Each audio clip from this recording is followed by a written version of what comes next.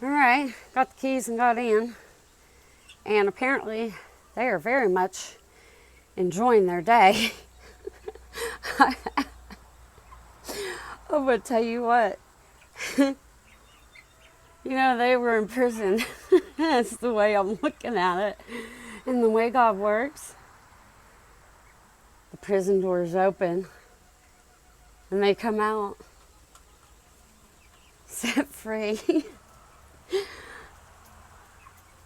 You want to tell me how good and mighty God is? When we make plans, He laughs because ultimately He takes care of them. I'm just their caretaker.